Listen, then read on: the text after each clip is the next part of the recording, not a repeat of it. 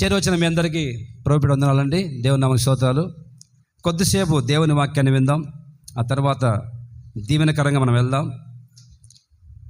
ఎందుకో ప్రార్థన చేసుకుంటున్నప్పుడు గత రాత్రి దేవుడు ఒక వాక్యం ప్రేరేపించారు. శ్రద్ధగా మనసు పెట్టి ఆలకిద్దాం. శ్రద్ధగా కొద్దిసేపు దేవుని వాక్యాన్ని ఆలకిద్దాం. చదవండి కీర్తన గ్రంథం 96వ కీర్తన 9వ వచనం చదవండి. 96వ కీర్తన 9వ వచనం చదువుతూ శ్రద్ధగా ఆలకిద్దాం. పరిశుద్ధ అలంకారము ధరించుకొని యెహోవాకు నమస్కారము చేయండి. సర్వభూజనులారా,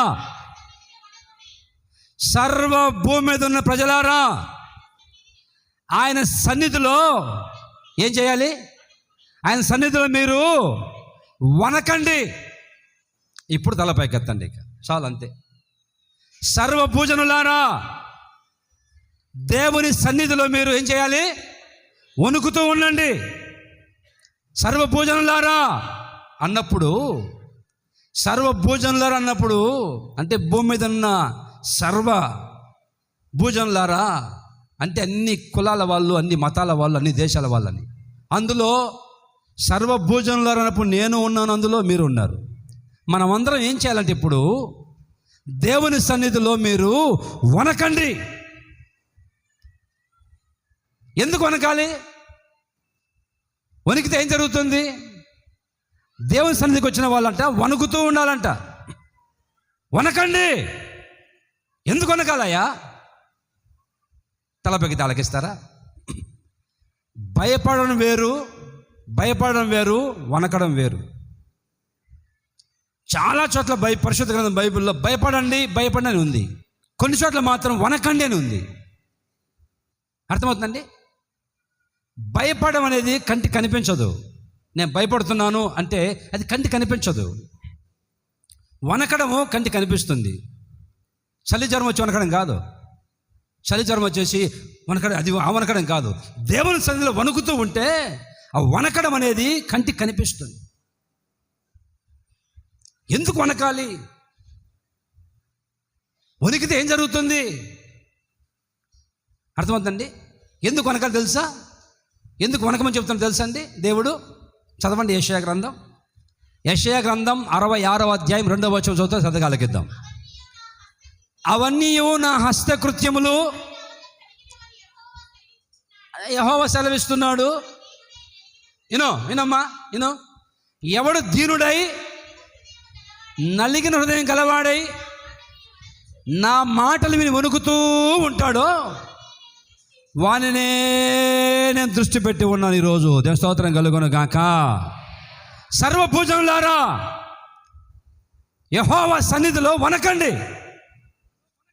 ఎందుకు వనకాలి ప్రభువా? వణికితే ఆ వణికే వాళ్ళ మీదట దేవుని దృష్టి అట. ఇదిగో ఇక్కడ అందరిని చూసేది వేరు. వణికే వాళ్ళని మీద ప్రభు అంటే వణికే వాళ్ళ మీద దేవుని దృష్టి ప్రత్యేకంగా ఉంటుందంట. అందరిని చూస్తాడు, అలా చూస్తాడు అందరినీ. కానీ వణుకుతూ ఉంటారే దేవుని సన్నిధిలో, వాళ్ళ మీదకి నా దేవుని దృష్టి కేంద్రీకృతమై ఉంటుంది. దేవుని స్తోత్రం కలుగును గాక. మరి ఈరోజు ఈ ఆరాధనకు వచ్చి నీ వణుకుతూ ఉంటే దేవుని సన్నిధిలో నా దేవుని దృష్టి నీ మీదకి, ఏ వ్యక్తి వణుకుతూ ఉంటాడో, ఏ కుటుంబీకులు వణుకుతూ ఉంటారో వాళ్ళ మీదకి, ఆ సంఘం మీదకి, ఆ కుటుంబం మీదకి, ఆ వ్యక్తి మీదకి నా దేవుని దృష్టి నిలుపునుగాక. దేవుని దృష్టి నీ మీదకి రావాలంటే ఊరికి ఉంటే రాదండి. వణుకుతూ ఉంటే నా దేవుని దృష్టి నీ మీదకి వస్తుంది. అర్థమవుతుందా? దేవుని దృష్టి నీ మీదకి వచ్చిందంటే ఇంకేం అర్థమవుతుందా? దేవుని దృష్టి కనుక నీ మీదకి వస్తే, ఒక వ్యక్తి మీదకి దేవుని దృష్టి పడిందంటే, ఆయన ఒక వ్యక్తిని లక్ష్యం ఉంచాడంటే, కనుదృష్టి మీదకి వచ్చిందంటే చాలా అద్భుతాలు జరుగుతాయి. ఏ కుటుంబాన్ని ప్రభు దృష్టిస్తాడో, ఏ కుటుంబం మీద ఆయన కనుచూపు నిలుపుతాడో, ఆ కుటుంబాన్ని, ఆ సంఘాన్ని, ఆ వ్యక్తిని ప్రత్యేకంగా నా ప్రభు దీవించబోతూ ఉన్నాడు. అర్థమవుతుందా? ఎంతోమంది అడిగారు పరిశుద్ధ గ్రంథం బైబిల్లో, అయ్యా మమ్మల్ని దృష్టించయ్యా, మా మీదకి నీ దృష్టి రానివయ్యా, అయ్యా మమ్మల్ని లక్ష్యం చేయి ప్రభువా, నీ కను దృష్టి మా మీదకి రప్పించయ్యా, మమ్మల్ని ఒకసారి చూడయ్యా. ఎంతమంది భక్తులు కోరుకున్నారు దేవుణ్ణి, నీ దృష్టి మా మీదకి రప్పించయ్యా, మమ్మల్ని ఒకసారి చూడయ్యా, మా కళ్ళు పెట్టి మమ్మల్ని. ఏం అవసరంలా. ఈరోజు నా ప్రభు నువ్వు వణికితే నీ మీదనే దృష్టి పెట్టబోతూ ఉన్నాడు. ఆయన దృష్టి ఈరోజు పెట్టాడంటే నీ మీద అంటారండి, ఆయన దృష్టి ఏ వ్యక్తి మీద నిలుపుతాడో ప్రత్యేకమైన దీవెనలు, ఆశీర్వాదాలు ఆ వ్యక్తికి ప్రభు ఇవ్వబోతూ ఉన్నాడు. దృష్టి పెట్టాడంటే ఎన్నో ఉన్నాయి బైబిల్లో. దృష్టి నిలిపాడంటే ఒక వ్యక్తి మీద, కుటుంబం మీద, ఆయన దృష్టి పెడితే ఆలోచన చెప్తాడు. ఆయన దృష్టి పెట్టి నీకు మేలు చేస్తాడు. నువ్వు వణుకుతూ ఉంటే ఆయన దృష్టి నీ మీదకి వస్తుంది, నీ కుటుంబం మీదకి వస్తుంది. మరి నీవు ఏమండి వణుకుతూ ఉంటావా? నేను వనకనండి, అసలు నాకు లెక్కలేదండి, నాకేం భయం లేదు అని లెక్కలేకని ప్రవర్తిస్తావా దేవుని సన్నిధిలో? వణికే వాళ్ళ మీదకి నా దేవుని దృష్టి రాబోతూ ఉంది. ఆమెన్. వణికితే ఏం జరుగుతుందో 4 విషయాలు చెప్తాను. వణికితే వచ్చే లాభాలు. ఈరోజు నువ్వు ఇక్కడ వణికావంటే దేవుని సన్నిధిలో వణుకుతూ ఉంటే వచ్చే లాభాలు ఏంటో చెప్తాను. ఆ వణికే వ్యక్తుల యొక్క లక్షణాలు ఎలా ఉంటాయో చెప్తాను. వణికితే ఎటువంటి లాభాలు వస్తాయో, ఎటువంటి దీవెన వస్తుందో నీ మీదకి వణికితే, ఆ వణికే వాళ్ళకి ఎటువంటి లక్షణాలు కలిగి ఉంటారో చెప్తాను. శ్రద్ధగా ఆలకిద్దామా? నీ స్తోత్రం కలుగును గాక. Praise the lord.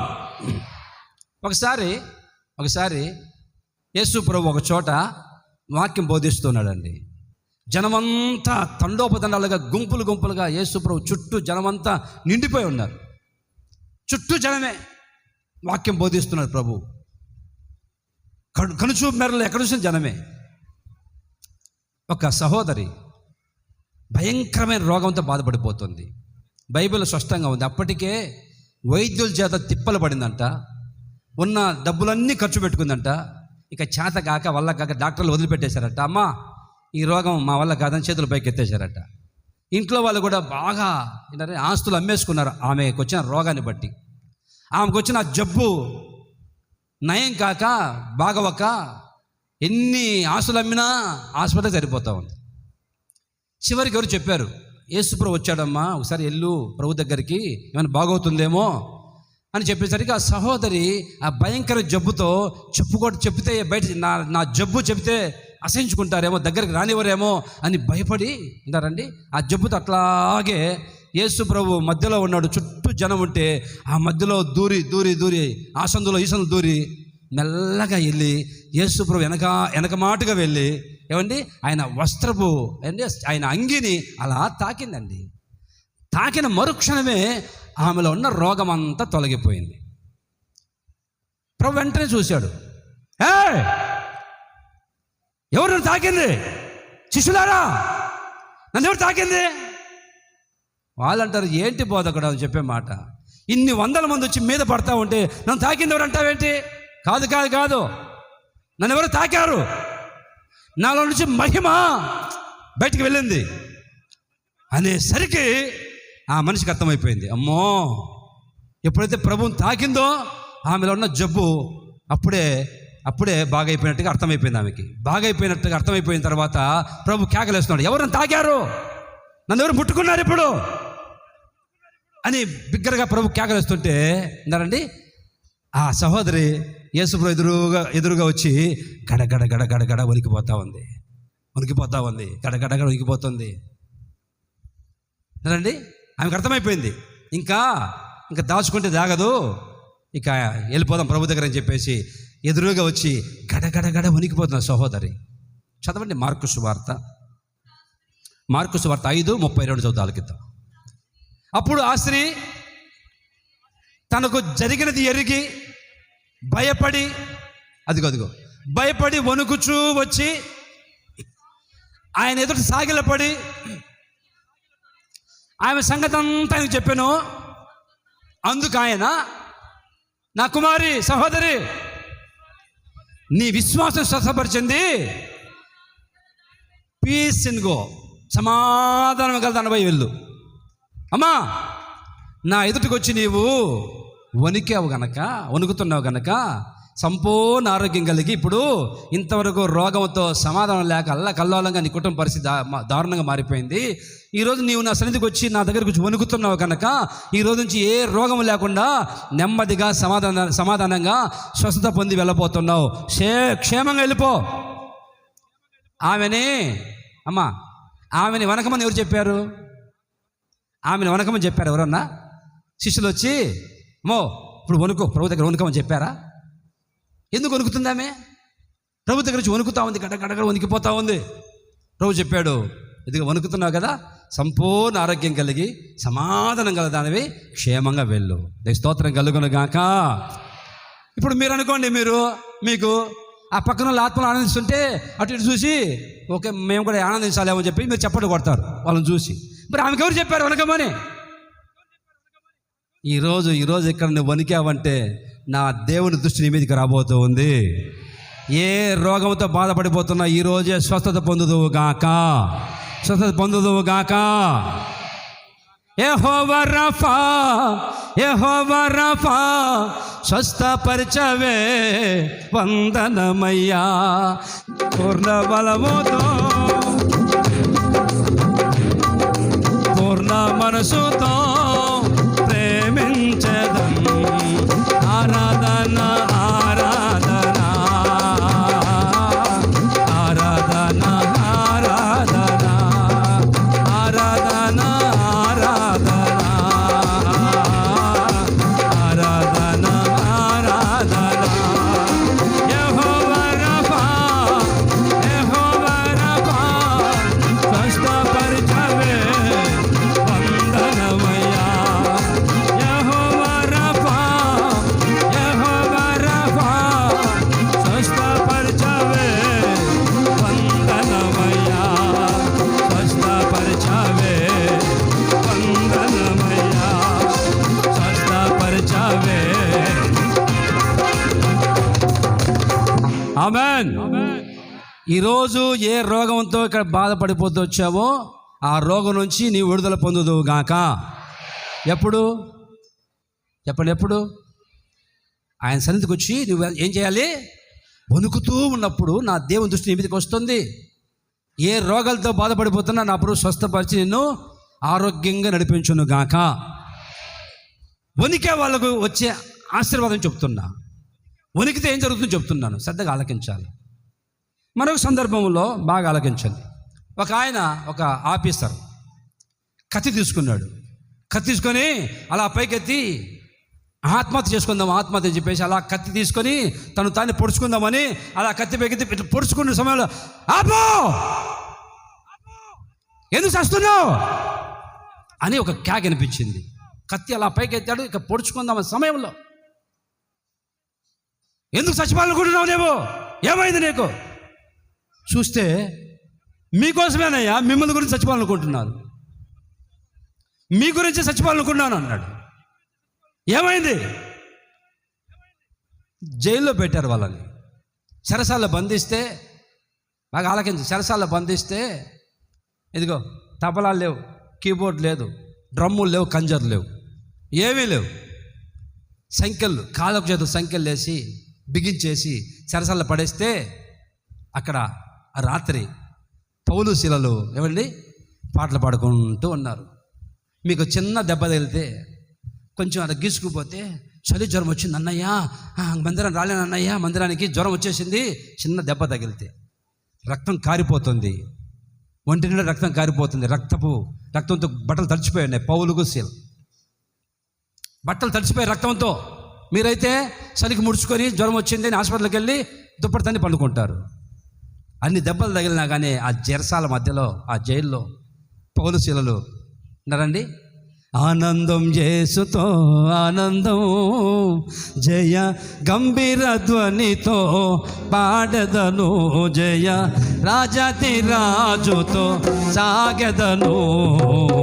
ఆనందం యేసుతో ఆనందం, జయ గంభీర ధ్వనితో పాడదను, జయ రాజాతి రాజుతో సాగెదను. ఆనందం యేసుతో ఆనందం, నా ప్రభుని కృప చూచిన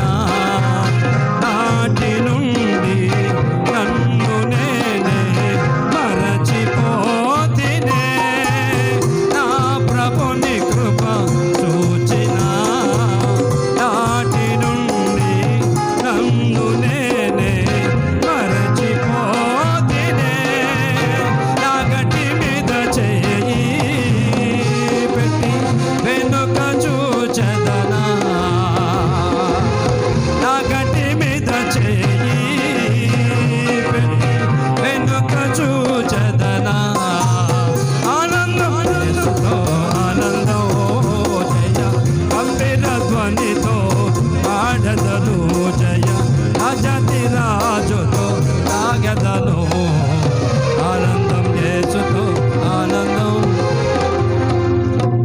చెరసాల్లో ఆ సంఖ్యల మధ్యలో పాటలు పాడుకుని శుతిస్తూ ఉంటే ఆ మధ్యరాత్రి ఏం జరిగింది తెలుసా అంటే ఒక్కసారిగా భూమి వణికి భూకంపం వచ్చింది. గేట్లు తెరుచుకున్నాయి, ఖైదీలందరికీ సంఖ్యలు ఊడిపోయాయి. ఆ చెరసాల నాయకుడు జైలర్ ఉన్నాడు. జైలర్ భూకంపం వచ్చింది, గేట్లు తెరుచుకున్నాయి, ఖైదీలందరూ పారిపోయి ఉంటారు, ఇక నాకు పై అధికారులతో ఇబ్బంది అవుతుంది, ఇక చచ్చిపోవడం మేలు చెప్పేసి అలా కత్తి పైకి చంపుకునే పరిస్థితుల్లో ఆ సమయంలో పౌలు గారు, ఆగో, మేము ఎక్కడికి పోలేదు, అందరం ఇక్కడే ఉన్నాం, మేము ఎక్కడికి పారిపోలేదు, అయ్యా ఆగో, చచ్చిపోవద్దు అనేసరికి ఉన్నారండి. ఒక్కసారిగా దీపం వెలిగి చూస్తే అందరూ ఖైదీలు అక్కడే ఉన్నారు. ఆ జైలరు ఆ జైలుని నడిపిస్తున్న నాయకుడు, చదవండి అపోస్తలుల కార్యాలు 16వ అధ్యాయము 29వ వచనం. అపోస్తలుల కార్యాలు 16:29 చదువు అలాగేద్దాం. అతడు దీపము తెమ్మని చెప్పి లోపలికి వచ్చి ఏం చేశాడమ్మా? లోపలికి వచ్చి చదవండి విగ్రహ లోపలికి వచ్చి వణుకుచు సాగిలపడి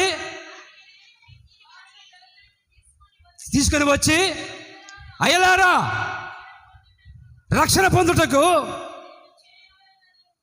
చూడండి బాగా ఆలకించు, ఆ జైలర్ వచ్చి పౌలు శీలతో సాగిలపడి గడగడ గడగడ వణికిపోతున్నాడు. సాగిలపడి గడగడగడ వణికిపోతూ ఉంటే రండి కేకలేశాడు, అయ్యలారా, నన్ను ఏం చేయమంటారు చెప్పండి, రక్షణ పొందాలి, ఏం చేయాలి? నీవు నీ ఇంటి వారు విశ్వాసం ఉంచు, రక్షణ పొందుతారని పౌలు గారు చదివించి ఆ రాత్రే ఆ వ్యక్తి ఎప్పుడైతే వణికాడో కుటుంబానికి అందరికి రక్షణ వచ్చింది. దేవుని స్తోత్రం కలుగును గాక. కుటుంబం అందరు రక్షణ పొందారు. ఎందుకు? వణికాడు గనక. వనకాలి. ఈరోజు నీవు దేవుని సంధికి వచ్చి నీవు వనకాలి. నాకే భయం లేదండి, నేను లెక్క చేయను, నాకంటే ఎవరు లెక్కలేదు, నాకు లెక్కలేనితనంగా ఉన్నావు అంటే దేవుని సన్నిధిలో దేవుని దృష్టి మీదకి రాదు, స్వస్థత పొందలేవు, నీ కుటుంబానికి రక్షణ రాదు. అందరూ నీ కుటుంబం రక్షణ పొందాలంటే ఇప్పుడు నీవు దేవుని సన్నిధి వణుకుతూ ఉండాలి. ఆమేన్. ఆ మధ్య మన మందిరంలోనే చాలా సంవత్సరాల క్రితం సంఘంలో ఒక పెద్ద మనిషి, పెద్ద వయసు పెద్ద ఆయన వచ్చి పాస్టర్ గారి దగ్గరికి, పాస్టర్ గారు, నాకెవరు వందనాలు చెప్పట్లేదు, ఎవరు పట్టించుకోవట్లేదు, మందిరంలో చిన్నపిల్ల కూడా లెక్క చేయట్లేదు, నన్ను మందిరంలో చిన్నపిల్ల కూడా నన్ను పట్టించుకోవట్లేదు అయ్యా, లెక్కలంతగా మాట్లాడుతున్నారు అని బాధపడ్డాడు. పెద్ద ఒక పాస్టర్ గారి దగ్గరికి వచ్చి, నన్ను ఎవరు లెక్క చేయట్లేదు, వందనాలు చెప్పట్లేదు, ఒక చీపురు పళ్ళలాగా నన్ను తీసి పడేస్తున్నారు అయ్యా మందిరంలో అనేసరికి, అవునా, సరే అని చెప్పేసి రా అని చెప్పి పాస్టర్ గారు ఆయన్ని పాస్టర్ గారి బ్యాగ్ ఆయనకి ఇచ్చి, బ్యాగు ఎక్కడికి వెళ్ళినా కానీ పాస్టర్ గారు ఆయన ఎక్కించుకొని బైక్ మీద తీసుకెళ్తుంటే అప్పుడు అందరూ చూశారు సంఘస్థులు, అమ్మో ఈయన పాస్టర్ గారు తిరుగుతున్నాడు అని అన్నారండి. కారులో వెళ్తుంటే కారులో కూర్చో అని చెప్పేసి ఆయన్ని కారులో కూర్చోబెట్టుకొని మీటింగులకి బైక్లో కూర్చోబెట్టుకొని ఆయన తీసుకెళ్తుంటే సంఘస్థులు అందరూ చూసి అప్పుడు భయపడిపోయి ఆయనకి అందరూ వందనాలు చెప్తున్నారు, ఈయన పాస్టర్ గారు తిరుగుతున్నాడు అంటారండి. పాస్టర్ గారు తిరుగుతుంటే ఎవరికైనా భయం కదండి. అంతకుముందు లెక్కలేని ఉంటే పాస్టర్ గారితో ఆయన తిప్పుకుంటూ ఉన్నాడు, తీసుకెళ్తున్నాడు మీటింగులకు వాటికి. అప్పుడు అందరు సంఘస్థుల్లో అందరూ ఆయన్ని చూసి కొంచెం గౌరవిస్తూ ఉన్నారు. మరి ఇంత అవకాశం వచ్చింది, గౌరవం వచ్చింది, కాపాడుకోవద్దా మనిషి? ఒకప్పుడు నాకు విలువ లేదు కదా, సంఘంలో ఎవరు పట్టించుకోలేదు. పాస్టర్ గారు ఉన్నప్పుడేమో కొంచెం భయంగా నటిస్తాడు ఆయన. పాస్టర్ గారు లేకపోతే కుర్చీ మీద కాళ్ళ మీద కాలేసుకొని రాడే అని అందరు కేకలేస్తాడు. ఒరే, మొన్నటిదాకా నీకు విలువ గౌరవం లేకపోతే పాస్టర్ గారు అంత తిప్పుకుంటా ఉంటే నీకు ఇప్పుడు కొంచెం గౌరవం వస్తే లెక్కలెంతగా మాట్లాడుతున్నావేంటి? పాస్టర్ గారు ఉన్నప్పుడేమో ఏమండి భయంగా నటిస్తాడా పెద్ద ఆయన. పాస్టర్ గారు లేకపోతే కుర్చీ మీద కాళ్ళ మీద కాలేసుకొని మందిరంలోకి వచ్చి అందరి ఏమంటే రుబాబు చేస్తున్నాడు, రఫాడిస్తున్నాడు అందరినీ. లరా అని ఎంత కేకలు వేస్తున్నాడు. అందరూ చెప్పారు, అన్న మీరు ఆయన తిప్పుకుంటారు, ఆయన అందరి మీద పెత్తనాలు చేస్తున్నాడు ఆయన అందరి మీద అని అందరూ కంప్లైంట్ చేశారు పాస్టర్ గారికి. ఎవరో మీటింగ్ తీసుకెళ్ళాడు. మీటింగ్ తీసుకెళ్తే మీటింగ్లో వాక్యం అయిపోయింది.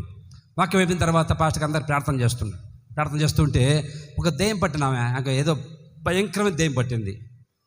ఒక భయంకర దెయ్యం పట్టేసరికి పాస్టర్ గారు చేయి కూడా పెట్టలా, యేసు నామములో అనేసరికి ఒకసారి కింద పడిపోయింది. ఈయన ఉన్నాడు, పాస్టర్ గారితో తిరుగుతూ ఉన్నాడు, రోజు బ్యాగ్ పట్టుకొని పాస్టర్ గారు తిరుగుతూ ఉన్నాడు. తిరిగేవాడు తిరగద్దు, ఆమె కింద పడిపోయింది. పాస్టర్ గారు అందరు ప్రార్థన చేస్తున్నాడు. ప్రార్థన చేస్తూ ఉంటే అందరికీ ఈయన తిరిగేవాడు తిరగకుండా పాస్టర్ గారితో జనాన్ని కంట్రోల్ చేసుకోకుండా ఆ దెయ్యం వైపు చూస్తూ ఉన్నాడు. దెయ్యం వైపు ఆ దెయ్యం చూస్తూ ఉంది. ఈయన్ని వీడు చూడడము అది చూడడం, ఆ దెయ్యం చూపులు కలిచాయి. ఆ దెయ్యానికి ఈయనకి చూపులు కలిచాయి. అది కొంచెం సీరియస్గా చూసింది దెయ్యం ఈయన వైపు. చూసరికి ఈయన ఉండొద్దు, ఏయ్ సైతాన్ అన్నాడు. అనేసరికి ఆయన ఆ సైతాన్ని నీకెందుకు అనింది. ఆ దెయ్యం పట్టిన నీకెందుకు అయినసరికి మీలాగా అందరూ నవ్వేసరికి అబ్బో నాకు పిచ్చేజ్ పోయింది, నాకు విలువ పోయిందని చెప్పేసి ఉండొద్దండి మర్యాదగా. దాంతో నీకేం పని దెయ్యంతో? అభిషేకం లేకుండా కనుక ఎవరైనా చేయి పెట్టాలి దెయ్యం మీద వాయిస్తుంది, మీకు తెలియదు. సరైన అభిషేకం ఉంటేనే దెయ్యం పట్టిన వాళ్ళ దగ్గరికి వెళ్ళండి, లేకపోతే కొట్టిందంటే లేలేరు పైకి లేలేరు చెప్తున్నా. సరైన అభిషేకం లేకపోతే దెయ్యం పట్టిన వాళ్ళ దగ్గరికి వెళ్ళబాకండి. వెళ్ళి ఉండేవాడు ఉండకుండా ఆ దెయ్యం పట్టిన ఆమె జుట్టు పట్టుకుని కింద పడుకున్న ఆమె ఎగిరి ఆయన జుట్టు పట్టుకొని కింద పడేసింది. కింద పడేసి దెయ్యం పట్టిన పైకి లేచి వాని గొంతు మీద కాలు పెట్టింది. అంటున్నాడు. ఇప్పుడు పాస్టర్ చూశాడు, నీకు ఇదే కరెక్ట్ సార్, ఇంతవరకు నేను ఏదో మర్యాద ఇచ్చి నేను కనపరిస్తే అందరు రఫాడిస్తున్నావు మందిరంలో, ఇప్పుడు వణుకుతున్నాడు గడగడగడ దెయ్యం దగ్గర అని చెప్పి కేకలేస్తున్నాడు. దేవుని దగ్గర వనకరా, దేవుని మందిరం లెక్క ప్రవర్తించినోడు ఏమండి ఆ దెయ్యం ఎప్పుడైతే కాలు పెట్టిందో దెయ్యం పెట్టినామే, ఇప్పుడు దెయ్యం వనకకపోతే కనుక దేవుని దగ్గర సాధనకు అప్పగిస్తాడు దేవుడు. చెప్తున్నా, దేవుని సన్నిధి మీరు వనకకుండా కనుక ఉంటే కనుక, దేవుని సన్నిధి లెక్కలేని తనకు ప్రవర్తిస్తే వనకకుండా సాధనకు అప్పగిస్తాడేమో, జాగ్రత్త. అప్పుడు వణుకుతావు నీవు సరిగ్గా. వనకాలు దేవుని సన్నిధిలో ఉన్నారండి, వణుకుతూ ఉండాలి. ఎప్పుడు గడగలాడుతూ దేవుని సన్నిధిలోకి వచ్చే వాళ్ళు. దైవసేవకుడు ఏసన్న గారు చెప్పాడు. ఏసన్న గారు ఒక మీటింగ్కి వెళ్ళాడంట, ఒక పెద్ద మీటింగ్కి. ఒక పెద్ద దైవసేవకుడు మీటింగ్లో వాక్యం చెప్తాడు. ఏసన్న గారు కూర్చుంటే సైడు పాస్టర్ గారు, ఆ పెద్ద పాస్టర్ గారు రావడము ఒక్క 15 నిమిషాలు లేట్ అయిందంట. వింటారండి, 8 గంటలకు రావాల్సిన పాస్టర్ గారు ట్రాఫిక్లో జామ్ అయిపోయి 8 గంటల 15 నిమిషాలకు వచ్చారంట. వచ్చి విన్నారండి 15 నిమిషాలు లేట్ అయిపోయిందని చెప్పేసి ఆ దైవసేవకుడు, గొప్ప దైవసేవకుడు, ఆ స్టేజ్ మీదకి ఇటు వంగిపోయి వణుకుతా వెళ్తున్నాడంట స్టేజ్ మీదకి. ఏంటి ఈయనకి గుణోడా ఏం వణుకుతున్నాడే అని ఏసన్న గారు అందరూ అనుకున్నారంట. ఆ సేవకుని వణికిపోతున్నాడంట, స్టేజ్ ఎక్కుతున్నాడంట, గడగడ వణికిపోతూ అలా గడగడ వణికిపోతూ అక్కడికి వెళ్ళి నిలబడి, క్షమించండి 15 నిమిషాలు లేట్ అయింది, ట్రాఫిక్లో కొంచెం ఇరుక్కుపోయాను, అందుకే దేవుని సన్నిధికి 15 నిమిషాలు లేటుగా వచ్చానని చెప్పి గడగడ వణికిపోతున్నాడు. ఒక దైవసేవకుడు, గొప్ప దైవసేవకుడు. ఎందుకయ్యా వణుకుతున్నావు? నా దేవుని సన్నిధికి 15 నిమిషాలు ఆలస్యంగా వచ్చాను. తలపెక్కెత్తారమ్మా అన్న? 15 నిమిషాలు ఆలస్యంగా వచ్చినందుకు వాక్యం చెప్పడానికి వణికిపోతున్నాడట దేవుని స్టేజ్ పైన. అంత గొప్ప దైవసేవకుడు. మీరు ఎన్ని గంటలకు వచ్చారు మందిరానికి? చూసి లెక్క వేసుకో. మాచర్ల నుంచి నేను 9 గంటల 40 నిమిషాలకు వచ్చాయి ఇక్కడికి. 60 కిలోమీటర్లు, గంట ప్రయాణం. ఎంత స్పీడ్గా వచ్చినా కారులో గంట పడుతుంది. 9 గంటల 40 నిమిషాలకు వచ్చేసా. దేవుని సన్నిధి అంటే వనకాల. దేవుని సన్నిధి లెక్కలింతనంగా ఉండకూడదు.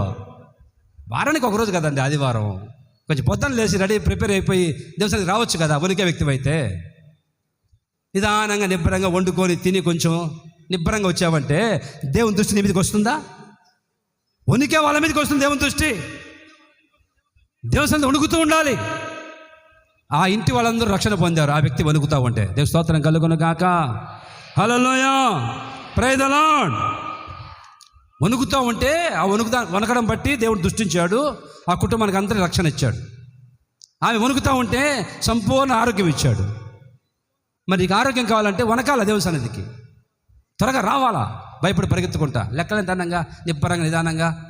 ఏమండి, ఇంచుమించుగా మీకు చుట్టూ ఒక 15-20 కిలోమీటర్ దూరంలోనే ఉంటాయి మీ ఊర్లు. కొంచెం త్వరగా రావచ్చు, పొద్దున ప్రిపేర్ అయ్యి.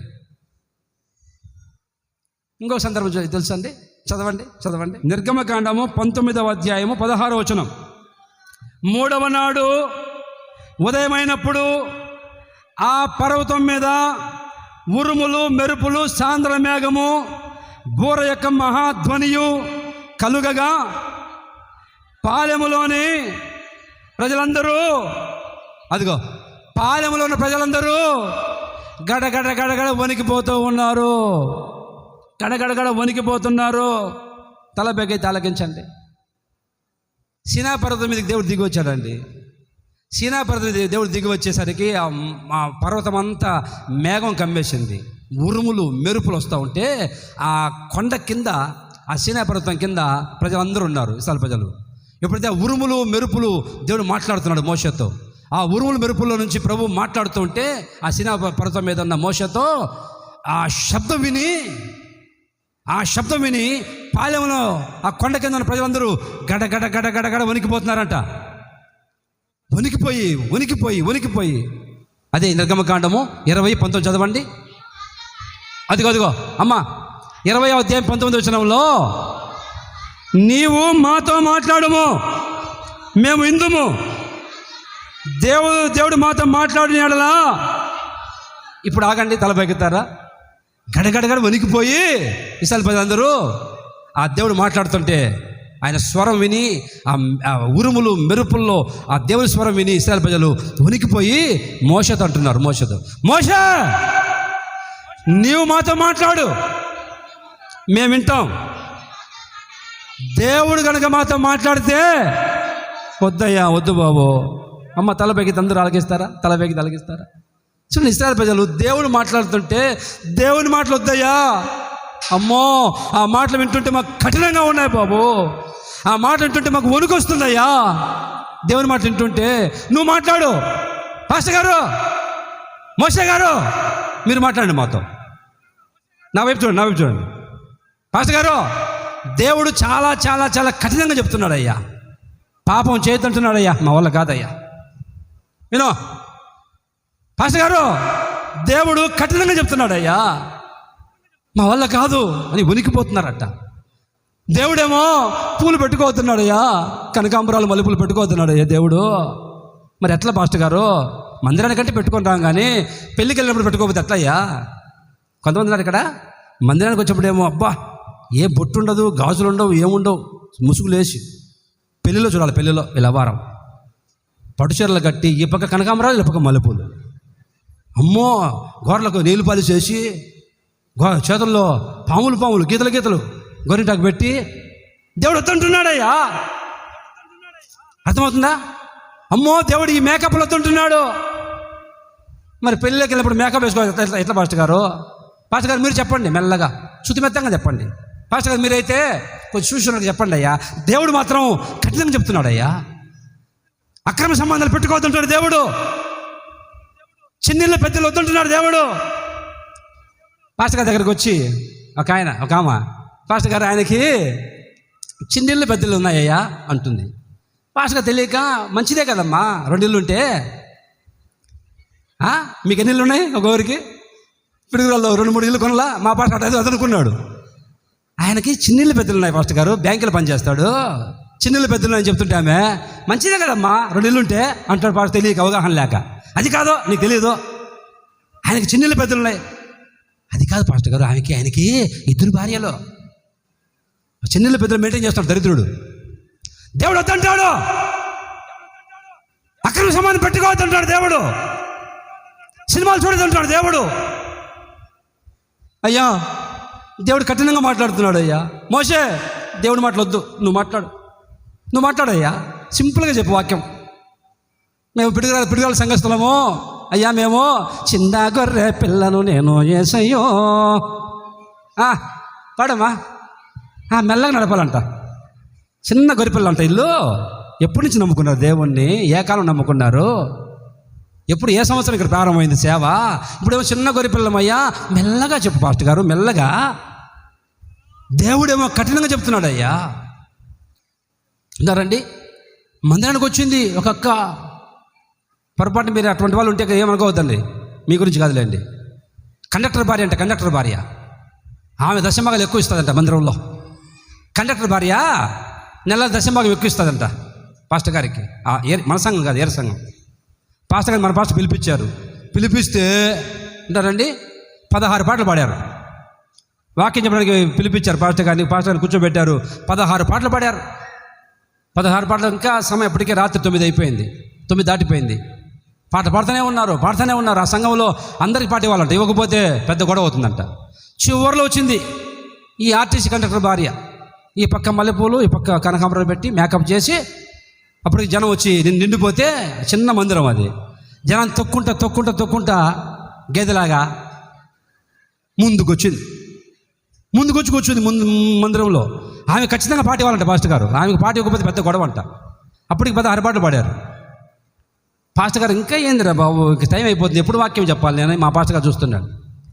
ఆ ముందు వరుసలో కూర్చొని అప్పుడు ముసుగేసి పాటల పుక్కం తీసి సుగుణాల అక్కో ఎలిజబెత్ ఆ పాట పాడేశారక్క.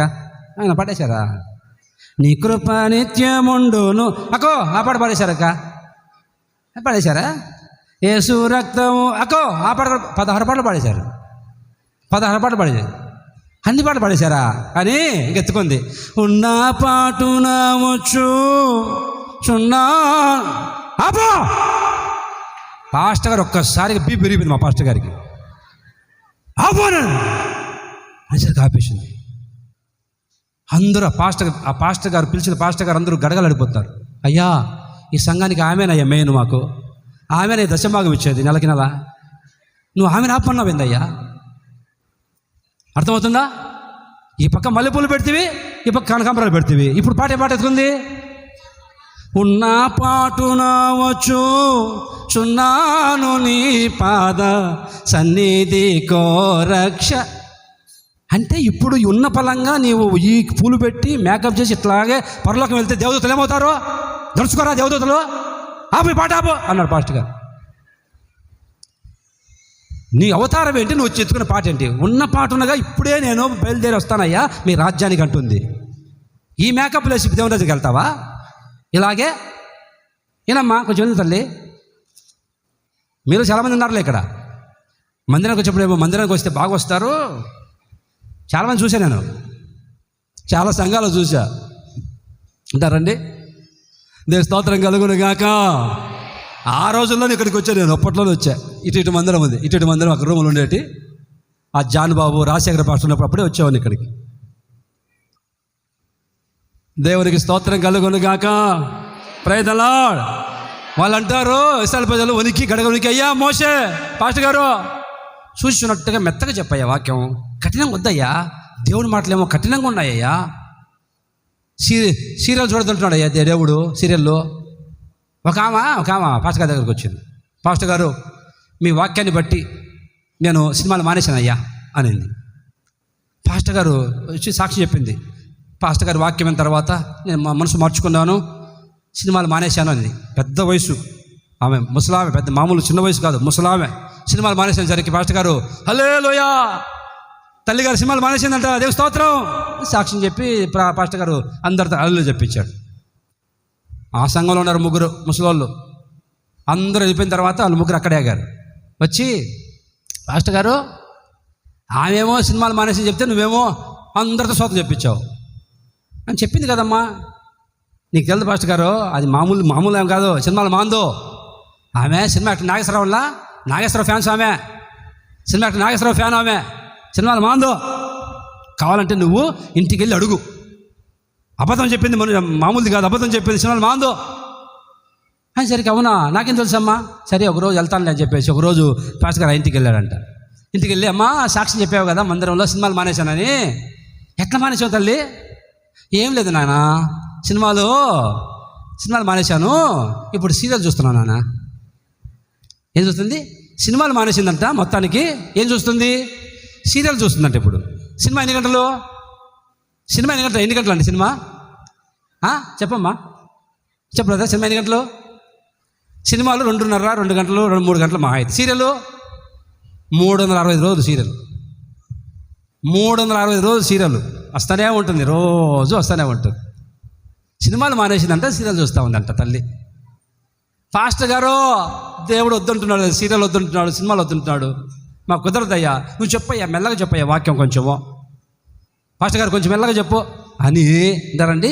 గడగల్లా వణికిపోతూ ఉంటే పాస్టర్ గారు, అయ్యా మగవాళ్ళ సంగతి, పాస్టర్ గారు దేవుడేమో సారాయి తాగదంటున్నాడు అయ్యా, బ్రాంతి తాగదంటున్నాడు అయ్యా, చుట్ట బిడ్డ సిగరెట్ తాగదంటున్నాడు, పానపరాగ వేసుకోవద్దంటున్నాడు అయ్యా, పానపరాగ తినద్దంటున్నాడు అయ్యా, చుట్ట వద్దంటున్నాడు, బీడి వద్దంటున్నాడు దేవుడు. అలా కాదు, కుదరదు, మీరు చెప్పండి మెల్లగా వాక్యం. అప్పుడు మోషే అంటాడు, 20 వచనం చదవండి, నిర్గమకాండ 20వ అధ్యాయం 20 వచనం. నిర్గమకాండ 20:20లో, అందుకు మోషే, భయపడకుడి, మిమ్మల్ని పరీక్షించుటకును మీరు పాపము చేయకుండానట్లు ఆయన భయము మీకు కలుగునట్లును. దేవుడు ఇప్పుడు మీతో మాట్లాడేందుకు తెలుసా? ఇప్పుడు దేవుడు మాట్లాడుతున్నాడు, ఇక మీరు ఎప్పుడు పాపం చేయరు, ఇక పాపం జోలికి మీరు వెళ్ళరు. మీరు వణుకుతున్నారు దేవుని మాటలు భయపడిపోయి. ఈ భయం మీకు కలిగినప్పుడు ఇక ఎప్పటికీ పాపం జోలికి వెళ్ళరు. వణికే వాళ్ళు పాపం చేయరు. అర్థమవుతుందా? వణికే వాళ్ళు, గడగడ వణికే వాళ్ళు పాపం చేస్తారండి? వణుకు పుట్టిన వాళ్ళు, దేవా అయ్యా క్షమించు ప్రభువా, ఈ ఒక్కసారి తాగుతున్నాను అయ్యా, తాగుతారా బ్రాంది? వణికేవాడు వణుకుతున్నాడు, తాగుతాడు బ్రాంది, అయ్యా క్షమించు అయ్యా ఒక్కసారి అని పాపం చేస్తావా వణుకుతూ? వణికే వాళ్ళు ఎవరు చేయరు పాపం. దేవుడు అంటే భయపడి వణికే వాళ్ళు ఎవరు పాపం చేయరు, తెగించరు. ఒకటి, వణికితే స్వస్థత పొందుతావు. వణికితే నీ కుటుంబానికి, నీ ఇంట్లో అందరి రక్షణ రాబోతూ ఉంది. మూడవదిగా, వణికితే పాపం చేయవు, పాపానికి తెగించవు. వణికితే కనుక దేవుని సన్నిధికి భయపడి వణికే వాళ్ళు తెగించి పాపంలోకి వెళ్ళరు, మేకప్లు చేయరు, లిప్స్టిక్ వేరు, పరిశుద్ధంగా జీవిస్తారు, దేవుని కొరకు సాక్ష్యం ఉంటారు వణికే వాళ్ళు. మరొక సందర్భంలో, రే మీ ఇద్దరు వాట్ ఈజ్ యువర్ నేమ్? వచ్చాడు, వచ్చి ఏం పేరు నీ పేరు? నేను ఏషావు నాన్న అన్నాడు. ఏషావు అన్నాడు. ఏషావేనా? ఏంది నీ గొంతు వేరుగా ఉందే, గొంతు తేడాగా ఉందే, కళ్ళు కనిపించవు తండ్రికి. నేను ఏషావు నాన్న అన్నాడు. సరే, గాడ్ బ్లెస్ యూ. మొత్తం ఆశీర్వాదం అంతా, తనకున్న దేవుని ద్వారా వచ్చే ప్రతి ఆశీర్వాదం ఇచ్చేసి వెళ్ళిపో అన్నాడు. దీవించి పంపించాడు. నువ్వురా. కాసేపటికి వచ్చాడు, నానా నన్ను ఆశీర్వదించు, ఇదిగో మాంసం తెచ్చాను నీకోసం. ఎవరు నువ్వు? నేను ఏషావుని. ఏషావా? ఇందాక వచ్చింది ఎవరు? నువ్వు వేసావా? ఎక్కడికి వెళ్ళావురా? నువ్వు చెప్పావు కదా నాన్న, వేటాడి మాంసం తెమ్మని అడవికి వెళ్ళి మాంసం తీసుకొచ్చాను నాన్న.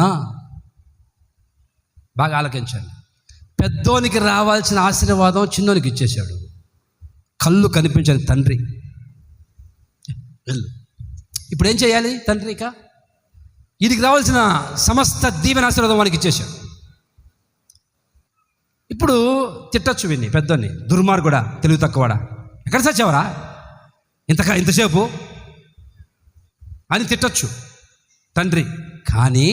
కానీ తండ్రి పెద్దోడికి రావాల్సిన ఆశీర్వాదం చిన్నోడికి ఇచ్చిన తర్వాత, ఇప్పుడు పెద్దోడు వచ్చి అడుగుతుంటే, నానా నీ పెద్ద కొడుకును వేసావు నానా అని అడుగుతుంటే, కళ్ళు కనిపించిన తండ్రి అన్నారండి.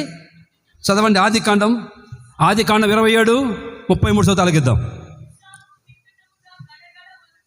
ఇస్సాకు మిక్కుటముగా గడగడ వణుకుచు, అట్లయితే చాలు ఇక. ఇస్సాకు మిక్కుటముగా గడగడ వణుకుచు. ఎందుకు వణుకుతున్నాడు? తలపైకెత్తారండి. వణికితే వచ్చే ఆశీర్వాదం చెప్తున్నా. ఒక వ్యక్తి వణికితే వచ్చే దీవెన ఏంటో చెప్తున్నాను. ఒకటి, వణికితే రోగాల నుంచి విడుదల పొందుతావు, వణికితే రక్షణ పొందుతారు నీవు, నీ కుటుంబీకులు. మూడోది, వణికితే పాపం జోలికి వెళ్ళరిక. నాలుగవదిగా, వణికితే వినమ్మా, దేవుని స్తోత్రం కలుగునుగాక. ఇస్సాకు గడగడ వణికిపోతున్నాడు. వణికిపోయి, ఎందుకు వణికే తెలుసండి? మిస్టేక్ జరిగింది, పొరపాటు జరిగిపోయింది. పెద్దోడికి ఇవ్వాల్సిన ఆశీర్వాదం దీవెన చిన్నోడికి ఇచ్చాడు. చిన్నోడు వచ్చి మోసం చేశాడు, అన్నలాగా డ్రెస్ వేసుకున్నాడు, వచ్చి తండ్రి దగ్గర నిలబడితే తండ్రి కళ్ళు కనిపించావు కాబట్టి ఇంటని ఆశీర్వదించేశాడు. చెప్పచ్చు, నా కళ్ళు కనిపించలేదు, నేను చేసేసాను, నాకేం తప్పు ఉంది, నాకు తప్పేముందండి అని అనొచ్చు. కానీ కళ్ళు కనిపించకపోయినా వాగ్దానానికి వారసుడు ఇస్సాకు. ఇస్సాకు వాగ్దానానికి వారసుడు. తన తప్పేం లేదు, కళ్ళు కనిపించవు, వాడు మోసం చేశాడు. తర్వాత పెద్దోడు వచ్చాడు. పెద్దోడు వస్తే అంటారండి, ఇప్పుడు గడగడ వణికిపోతున్నావు. ఎందుకు వణుకుతున్నావు ఇస్సాకు? ఎందుకు వణుకుతున్నావు నీవు ఇప్పుడు? అయ్యా, పెద్దోడికి ఇవ్వాల్సిన దేవుని చిన్నోనికి ఇచ్చాను అయ్యా, అందుకే దేవుని సన్నిధిలో ఇప్పుడు వణుకుతున్నానయ్యా. పొరపాటు జరిగినప్పుడు, హలో అమ్మా, ఏదన్నా జీవితంలో చిన్న చిన్న మిస్టేక్ జరుగుతాయి, పొరపాటు జరుగుతాయి, వనకాల పశ్చాత్తపడాలి. వణికితే నా ప్రభు క్షమించును గాక. ఆమేన్. దేవునికి స్తోత్రం కలుగును గాక. తప్పు చేసి కూడా వనకపోతే ఎట్లా? తప్పు జరిగిపోయింది నీ ద్వారా, ఇప్పుడు వనకాల దేవుని సన్నిధిలో ఇస్సాకులాగా, అప్పుడు దేవుడు క్షమిస్తాడు. తప్పు చేసి డ్యూటీకి వెళ్ళి వచ్చాడు భర్త. అక్కలారా అయినాడమ్మా, అక్కలారా, భర్త డ్యూటీకి వెళ్ళి వచ్చాడు. వేనెలు పెట్టు అన్నాడు బాత్రూంలో. వేనెలు ఫుల్గా బకెట్ అంటే కాసి బాగా సలసల కాగిపోతున్నాయి, పెట్టేసింది. వాడు డ్యూటీకి వెళ్ళి వచ్చాడు, వారం అంతా లారీ డ్రైవర్కి వెళ్ళి వచ్చి వారానికి వచ్చాడు. బాత్రూంలోకి వెళ్ళి నీళ్లు పెట్టింది కదా చెప్పేసి దరిద్రుడు చూసుకోవద్దు, తెలివి తక్కువడు, చూసుకోకుండా ముంచేసి పోసుకున్నాడు. ఒక్కసారిగా కాలిపోతున్నాయి. కలిపిందేమో, సన్నీళ్ళు కలిపిందేమో అని పోసుకున్నాడండి. ఒక్కసారిగా ఒంటి మీద పడేసరికి ఒళ్ళంతా కాలిపోయింది. ఏం బుద్ధి లేదా నీకు? వేనీళ్ళు పెట్టావు, సన్నీళ్ళు కలపద్దా అన్నప్పుడు ఏం చేయాలి? చూసుకోవద్దు నువ్వు పోసుకునేవాడి అనొచ్చా? వారం అంతా డ్యూటీకి వెళ్ళి వచ్చినాన్ని, అప్పుడు కలిసిపోయి వారం అంతా డ్యూటీకి వెళ్ళి వచ్చాడే. చూసుకోలేదండి, ఏదో మిస్టేక్ పొరపాటు జరిగిపోయిందండి అంటే సమస్య ఉండదు. అలా కాకుండా నువ్వు చూసుకోవచ్చు కదా పోసుకునేవాడి అన్నావే అనుకో, అక్క ఏమవుతుంది అక్క మీకు తెలుసు, ఏమవుతుంది మీకు తెలుసు. తర్వాత సంగతి, అన్నం పెట్టింది, అన్నం పెడితే ఆ కూరలో ఇంత కారం పోసింది. మరి సీరియల్ చూస్తా ఉంది, సీరియల్ చూస్తా ఆ సీరియల్ చూస్తా ఏం కలిపిందో ఆ కూరలో వేసి ఏమి పోసేసింది మొత్తం అంతా. కొంతమంది ఉప్పును కొని సరుపొడి పోస్తున్నారు, ఉప్పును కొని కూరలో సరుపొడి పోసి వాంతులు విరేచాలి వాడికి. ఎందుకు? సీరియల్ చూస్తా ఆ ధ్యాసలో ఉండి, ఆ ధ్యానంలో ఏమండి ఉప్పే అనుకొని సరుపొడి వేసి పోసింది కూరలో. ఒక ఆమె కూరలో ఇంత కారం పోస్తే వాడు కలుపుకొని తింటుంటే మంట ఎక్కిపోయింది. దీనికి కళ్ళు కనిపించావా? ఇంత కారం వేసావు? చూసుకోలేదండి, కొంచెం పిల్లలు ఏడుస్తుంటే పొరపాటు పడిపోయింది అంటే ఒక మాటతో పోయింది. అంత కారం ఉన్నప్పుడు ఎందుకు తిన్నావు? కొంచెం వేసుకోవచ్చుగా. ఇక ఎక్కిందంటే వాడికి ఒక ఎక్కుడు, ఈమె నోరాగదు. అబ్బా, అక్కలు కరెక్ట్గా చెప్పారండి, మీకు చాలా అనుభవం ఉంది అక్క, చాలా అనుభవంగా చెప్పారు మీరు. ప్రియురాల సంఘస్థులు బాగా అనుభవం ఉంది మీకు ఇంట్లో. నీ నోరాగదు, ఆయన చెయ్యాగదు. తను తినడం ఎందుకు? చిన్న విషయంలో చూసుకోలేదండి పొరపాటు అయిపోయిందంటే ఒక మాటతో సమస్య పోతుంది. వనకాల తప్పు జరిగినప్పుడు, తప్పు చేసినప్పుడు వణికితే సమస్య ఉండదు. దేవ స్తోత్రం కలుగును గాక. పాస్టర్ గారికి కూటమి అయిపోయిందండి. కూటమి అయిన తర్వాత అన్నం పెట్టింది. అన్నం పెడితే పాస్టర్ గారు అన్నం తింటా ఉంటే ఆ దరిద్రం ఏదో బ్రదర్కి వచ్చినా బాగుండేది. పాస్టర్ గారు అన్నంలో ఇంటికి పడింది, ఇంటిగా. కూటమి అయిపోయిన తర్వాత అన్నం తింటుంటే ఆ తల్లి అన్నం పెట్టింది, సహోదరి కలుపుతుంటే ఇంటికి వచ్చింది. ఆ బ్రదర్కి వచ్చినా బాగుండేది, పెద్ద పాస్టర్కే వచ్చింది. పాస్టర్ గారు అరే అన్నంలో ఇంటికి వచ్చిందిరా, తిరుపతి కావట్లేదురా అని అంటూ ఉన్నాడండి. ఆమె పక్కనే వంట రూమ్లో ఇంటా ఉంది. వినండి, వంట రూమ్లో ఇంటా ఉన్నప్పుడు పాస్టర్ గారికి అన్నంలో ఇంటికి వచ్చిందంట ఇంటిగా. అయ్యో పొరపాటు జరిగిందని చెప్పి వెంటనే అన్నం తీసేసి పెట్టచ్చు కదా. దేవుని చిత్తం లేకుండా తల వెంట్రుకలు ఒకటేం రాలేదని ఉంది పాస్టర్ గారు బైబిల్లో వాక్యం అని. దేవుని చిత్తం లేకుండా తల వెంట్రుకలు ఒకటి కూడా రాలేదని బైబిల్లో వాక్యం ఉంది అని అంటే, ఇప్పుడు నీ అన్నంలో ఇంటికి పడడం దేవుని చిత్తమే, కలుపుకొని తినని. తెలివి తక్కువతనం. అయ్యా మిస్టేక్ అయింది, పొరపాటు అని చెప్పి తీసేసి ఏమండి దేవుడు క్షమిస్తాడు కదా. వనకాల దేవుని స్తోత్రం కలుగును గాక. ఎక్కడ వనకాలం అది కొంత తెలియదు, వణికే చోట వనకరు ఉన్నారండి. అంత బంగారం వేసుకొని ఏమండి నన్ను చూడండి అని చెప్పి పడుకుంది. నిద్రపోతుంటే దొంగోడు చెప్పు బంగారం బాగా దొరికింది నాకు అని చెప్పి కత్తి పెట్టాడు గొంతు మీద. కత్తి పెట్టి అన్నీ ఒలుచుకుంటుంటే చూసి అన్నయ్య ఇవన్నీ ఒట్టి నకిలీవి. ఆ దొంగని కత్తి పెడితే అన్నయ్య ఇవి ఒట్టి నకిలీవి, పిచ్చి బంగారం, ఇది ఒరిజినల్ కాదు, బంగారం కాదు అని దొంగోడు కత్తి పెడితే వణుకుతా ఉంది, గడగడ వణుకుతా ఉంది దొంగని దగ్గర. వాడంటాడు చెల్లెమ్మ మీ వదినకి అవి కూడా లేవమ్మా అని ఏం చేసుకున్నాడు. దొంగని దగ్గర వరుస కలిపింది, వరుస అన్నయ్య దొంగని. వాడు మామూలుడా, చెల్లెమ్మా మీ మీ విధనకి ఇవి కూడా లేవులేమ్మా, ఇవమ్మా అని మొత్తం తీసుకెళ్ళిపోయాడు. వనకాల్సి చూడ వనకరు, దొంగం దగ్గర కాదు. ఎవరండి, నేను వణుకుతాను నా దేవుని సన్నిధిలో, ఎవరిని లెక్క చేయని భూమి మీద. వణికితే నా దేవుని దగ్గర వణుకుతాను, నడిపించే సేవకుల దగ్గర మాత్రం వణుకుతాను. ఇక భూప్రపంచంలో ఎవరి దగ్గర వణకను. సర్వపూజలారా దేవుని సన్నిధిలో వణకండి, అప్పుడు ఆయన దృష్టి నీ మీదకి వస్తుంది. ప్రత్యేకంగా ఆయన సన్నిధిలో వణికే వాళ్ళకి ఏం జరుగుతుందో, ఒకటి వణికితే ఆరోగ్యంగా తిరిగి వెళ్దువు గాక, వణికిన వాళ్ళు రక్షణ పొందుదురు గాక, వణికిన వాళ్ళు పాపం చేయకుండా కాపాడబడుదురు గాక, వణికే వాళ్ళు క్షమించబడుదురు గాక. ఏ తప్పు చేసినా, ఏ పొరపాటు చేసినా, ఇప్పుడు నువ్వు వణికావంటే, అయ్యా పొరపాటు చేశాను, అయ్యా నన్ను క్షమించు ప్రభువా అని వణికితే నా దేవుడిని క్షమిస్తాడు. నా దేవుని దృష్టి ఈరోజు నీ మీదకి వచ్చును గాక. ఆమేన్. 4 విషయాలు చెప్పా. వణికితే ఏం జరుగుతుందో వచ్చే ఆశీర్వాదం. 2 విషయాలు చెప్తా. వణికే వాళ్ళల్లో ఎటువంటి గుణాలు ఉంటాయి. నేను వణుకుతున్నాను అని చెప్పాను అనుకో, నేను ఇప్పుడు చెప్పాను కదా నేను వణుకుతాను అని.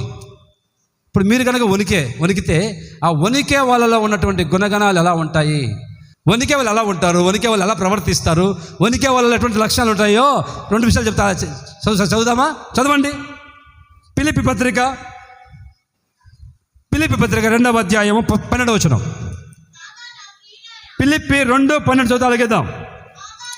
కాగా నా ప్రియులారా, మీరెల్లప్పుడూ విధేయులున్న ప్రకారము నా ఎదుట ఉన్నప్పుడు మాత్రమే కాక మరి ఎక్కువగా నేను మీతో లేని ఈ కాలమందును భయముతోనూ వణుకుతోనూ, అదిగో భయముతోనూ వణుకుతోనూ మీ సొంత రక్షణను కొనసాగించండి, కాపాడుకోండి. తలపైకెత్త త్వరగా ముగిస్తా. వణికే వాళ్ళు ఎలా ఉంటారు, ఎలా ప్రవర్తిస్తారు, వణికే వాళ్ళు ఉన్నటువంటి గుణగణాలు ఎలా ఉంటాయంటే, వణికే వాళ్ళట సొంత రక్షణని కొనసాగించుకుంటారు, పాడు చేసుకోరు. ఎవరైతే వణుకుతూ ఉంటారో వణికే వాళ్ళు ఎలా ఉంటారంటే, వాళ్ళకు రక్షించబడ్డామనే గుర్తు చేసుకొని నేనెవరు తెలుసా, యేసు రక్తం చేత కడగబడిన వ్యక్తిని, కలువరి శిలువలో కాచిన రక్తం చేత కడగబడ్డాను, రక్షించబడ్డాను, మారు మనసు పొంది బాప్తిసం పొందాను, నేను దేవుని బిడ్డని అని గ్రహించి వణికే వాళ్ళైతే వాళ్ళ సొంత రక్షణను కొనసాగించుకుంటూ కాపాడుకుంటారు. ఎవరు? వణికే వాళ్ళు. రక్షించబడ్డామని గుర్తు చేసుకొని అందరితో కలవకుండా, లోకంలో కలిసిపోకుండా జాగ్రత్త పడతారు. ఎవరు? రక్షించబడిన వాళ్ళు సొంత రక్షణను కాపాడుకుంటారు. రక్షణ అనేది తెలియను. రక్షణ అనేది తల్లి గర్భంలో ఉన్న పిండం లాంటిది. రక్షణ ఒక మనిషికి రక్షణ వచ్చిందంటే, రక్షణ పొందాడంటే ఆ మనిషి ఎవరు తెలుసండి? తల్లి గర్భంలో ఉన్న శిశువు లాంటి వాడు. తల్లి గర్భంలో ఆ పిండం ఎదుగుతూ ఉంటే ఆ గర్భవతిగా ఉన్న అమ్మాయిని ఎంత కేర్ తీసుకుంటారంటే, గర్భవతిగా ఉన్న అమ్మాయి పని చేయగాకో, రెస్ట్ తీసుకో కొంచెం. ఎందుకు? కడుపులో బిడ్డ దెబ్బతింటుంది. నువ్వు అటు ఇటు పని చేస్తే ఏమైనా జరగచ్చు.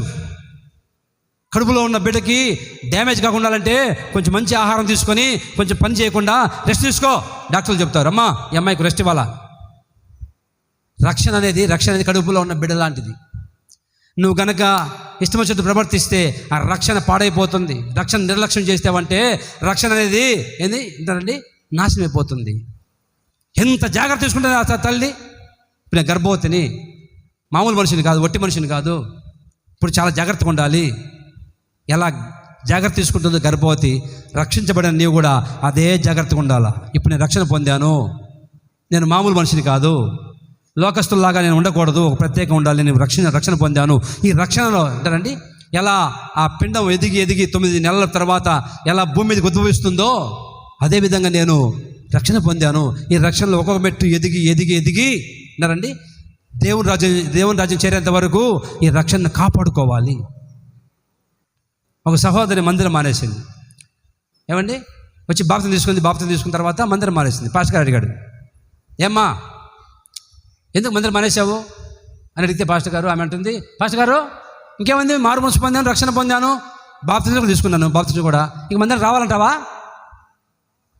అదేందమ్మా కొత్తగా దేవుని నమ్ముకున్నావు, మారు మనసు పొంది బాప్తిస్మం పొందావు, వారం వారం వస్తావు అంటే మందిరానికి, వాక్యం చెప్తుంటే వాక్యం ఎదుగుతావు అంటే ఏమంటుంది? ఖచ్చితంగా రావాలా వారం వారం మందిరానికి? నీకు పెళ్ళి అయిందా అడిగాడు పాస్టర్ గారు. అయ్యింది. ఎక్కడున్నావు? పుట్టింట్లో ఉన్నావా, అత్తగారింట్లో ఉన్నావా? అదేంది పాస్టర్ గారు, పెళ్ళైన తర్వాత అత్తగారింట్లో ఉండాలి కదా? తెలివి తక్కువ దాని. పెళ్ళి అనేది భర్తకు అంకితం చేస్తుంది. మారు మనసు బాప్తిస్మం అనేది ప్రభువుకి అంకితం చేస్తుంది. నేను ఆమేన్. మారు మనసు పొంది బాప్తిస్మం పొందిన తర్వాత దేవుని మందిరంలో ఉండాలి. నీవు ఇంటి దగ్గర ఉంటే ఎట్లా? అంత మందిరం మానేసి రక్షించబడ్డావు. నీవు ఇప్పుడు వారం వారం దేవుని మందిరికి రావాలి, వాక్యం వినాలి. ఆ సొంత రక్షణలో ఎదుగుతూ ఎదుగుతూ శిశువు ఎలా తల్లి గర్భంలో ఉన్న ఆ బిడ్డ ఎలా బయటకు వస్తుందో పరిపూర్ణమైన మనిషిగా, అలా నీవు కూడా రక్షణలో ఎదిగి దేవురాజ్యకి వెళ్ళేంత వరకు రక్షణ కాపాడుకోవాలి. కోడి గుడ్డు పెడుతుంది. కోడి గుడ్లు పెట్టి ఎన్ని రోజులు బతుకుతుంది అమ్మా? 21 రోజులకి ఆ కోడి గుడ్డు పెట్టి ఆ గుడ్డ మీద పడుకొని నానా తంటాలు పడి, ఏమండి, కొన్ని గుడ్లు పగిలిపోయి పిల్లలు వస్తాయి, కొన్ని గుడ్లు మురిగిపోతాయి. అవి పనికిరావు, విసిరి కొట్టాల్సింది. మురిగిపోకుండా నీ రక్షణ నువ్వు కాపాడుకోవాలి. నీ సొంత రక్షణ నువ్వు కాపాడుకోవాలి. ఒకటే గుర్తుంచుకోవాలి, నేను ఎవరు తెలుసా? ప్రభు రక్తం చేసి కడగబడ్డాను, నేను రక్షణ పొందాను. ఇప్పుడు లోకస్తులతో కలవకూడదు, ఆ పనికిమాల వ్యవహారాలు తలదోచుకోకూడదు, ఆ చెడు సహవాసాలు దగ్గరికి వెళ్ళకూడదు, నేను రక్షణ పొందాను అని జాగ్రత్త పడాలా అంటారండి. అలా కాకుండా రక్షణ పొందిన నీవు అన్నిటితో తలదూర్చి అందరితో కలిసిపోతే చివరికి నీ రక్షణ అనేది ఏమండి మురిగిపోయిన గుడ్డుతో సమానంగా మారిపోతుంది. ఎందుకు పనికిరాకుండా పోతావు? దేవురాజ్యానికి వెళ్ళకుండా ఆగిపోవాల్సి వస్తుంది. కనుక ఈరోజు నీవు వణికే వ్యక్తివైతే నీ రక్షణను కాపాడుకుందువు గాక. దేవుని స్తోత్రం కలుగును గాక. బైబిల్లో అంటే ఎందుకంటుంది, నాట్యమాడేను నా అంతరంగము, ఇది రక్షణానంద భాగ్యమే. నాట్యమాడేను నా అంతరంగము, ఇది రక్షణానంద భాగ్యమే. సుగుణాల సంపన్నుడా, స్తుతి గానాల వారసుడా, జీవింతును నిత్యము నీ నీడలో, ఆస్వాదింతును నీ మాటల మకరందము. జీవింతును నిత్యము నీ నీడలో, ఆస్వాదింతును నీ మాటల మకరందము. యేసయ్య నీతో జీవించగానే నా బ్రతుకుగా మారేనులే. యేసయ్య నీతో జీవించగానే బ్రతుకుగా మారేనులే. నాట్యమాడేను నా అంతరంగము, ఇది రక్షణానంద భాగ్యమే. నాట్యమాడేను నా అంతరంగము, ఇది రక్షణానంద భాగ్యమే. ఇది రక్షణానంద. రక్షణ అనేది ఒక భాగ్యం. రక్షించబడ్డావు, అది దేవుని ఇచ్చిన భాగ్యం అండి. ఆ భాగ్యాన్ని కోల్పోతావా? ఆ భాగ్యాన్ని పోగొట్టుకుంటావా చేతులారా? రక్షణ అనేది బిడ్డతో సమానం. ఎంత జాగ్రత్త కాపాడుకోవాలి విన్నారండి. కొంతమంది వస్తారు మా దగ్గరికి, అన్నయ్య 3 నెలలు అన్నయ్య. స్తోత్రం ప్రభువా, దీవించావు నాయన. ఆ తర్వాత నెలకొచ్చి అన్నయ్య పోయింది అన్నయ్య. అట్లా పోగొట్టుకుంటావా రక్షణని? గర్భం పోయింది అన్నయ్య. నీ రక్షణ అనేది చెప్పాను కదండి, శిశువులాగా ఎంత జాగ్రత్త కాపాడుకుంటేనే దేవుని రాజ్యానికి వెళ్తావు. అలా కాకుండా ఇచ్చలుడిగా తిరిగి, మా సంఘంలో ఒక ఉన్నాడు దరిద్రుడు, చెప్పకూడదు ఈ మాట వాడుతున్నా ఏమనుకోగలను. వినాయకుని బొమ్మలు పెట్టి ఊరేగిస్తుంటే విశ్వాసి పోయి కుంకుమ ఏమంటే చల్లుకొని ఆ వినాయకుని డాన్స్ చేసుకుని వెళ్తున్నాడు. మందిరానికి వచ్చే విశ్వాసి, రక్షణ పొందినవాడు, బాప్తిస్మం పొందినవాడు, బల్ల చేయి వేసేవాడు. ఆ విగ్రహాలతో నీకెందుకు సంబంధం? వాళ్ళెవరో వాళ్ళ వీధిలో విగ్రహం పెడితే మా వీధిలో వాళ్ళు కదా చెప్పేసి వినాయకుని విగ్రహం దగ్గర వినాయకుని చవితి పండక్కి డ్యాన్స్ చేసుకుంటూ వెళ్తున్నాడు, గులాం చల్లుకుంటా. నాకు చెప్పారు వాళ్ళన్న పలానోడు విగ్రహాల దగ్గర తిరుగుతున్నాడు అన్న. ఎంత దౌర్భాగ్యం! అది దేవుడు ఇచ్చిన రక్షణ భాగ్యాన్ని కోల్పోతావా, పోగొట్టుకుంటావా? ఎందరికీ ఈ భాగ్యం ప్రభు నీకు ఇచ్చాడే. లోకం ఎంతోమంది ఉన్నారే రక్షణ లేక నరకానికి వెళ్ళేవాళ్ళు.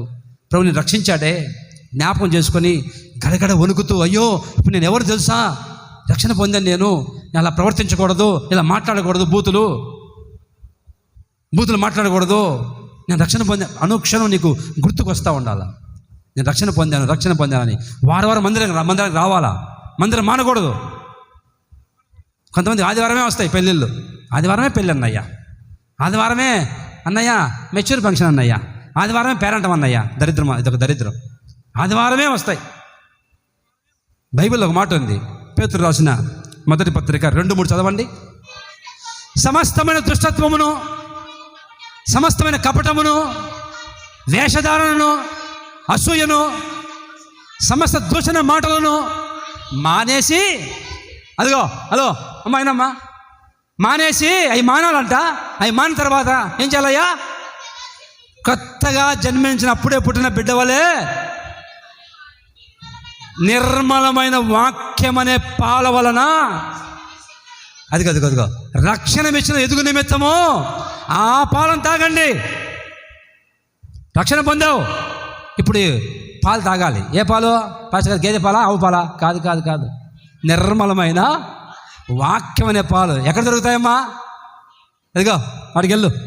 నేను వస్తా ఉంటే దారిలో తైలాభిషేక ప్రార్థన, ఈ తైలం పోసుకొని మీ పిల్లలు పుడతారు. అరే దరిద్రుడా, ఎవరు చెప్పారు? అట్లా ఉంది, బైబిల్లో ఉందా? తైలం పోసుకుంటానంట గర్భం వస్తుందంట. తైలం అన్ని చోట్లకి వెళ్ళామంటే నాశనం అవుతావు, జాగ్రత్త. నిర్మలమైన వాక్యం ఎక్కడ దొరుకుతుందో తెలుసా? సమర్పించుకున్న సేవకుల దగ్గర రావాలి. బలిపీఠం మీద నిత్యము ఏమంటే నడుము కట్టుకొని బలిపీఠం కాలిపోతున్న సేవకుల దగ్గర రావాలి. అక్కడ దొరుకుతుంది నిర్మలమైన వాక్యం, అంటే కల్తీ లేని వాక్యం, స్వచ్ఛమైన వాక్యం, ఉన్నది ఉంటే చెప్పే వాక్యం అక్కడ దొరుకుతుంది. అక్కడికి వెళ్ళారంటే మాయమాటలు చెప్తారు. మాయమాటలు చెప్పి లేని ఉన్నట్టు లేని చెప్పి ఏమండి కానుకల కోసం, దశభాగాల కోసము ఏమండి శుతిమెత్తంగా వాక్యం ఒక రకం ఇంకో రకం చెప్పి మాయ చేస్తారు. చివరికి నీ జీవితం మధ్యలో ఆగిపోతుంది. నీ రక్షణ కోల్పోతావు, దేవుని రాజ్యానికి వెళ్ళకుండా ఆగిపోతావు.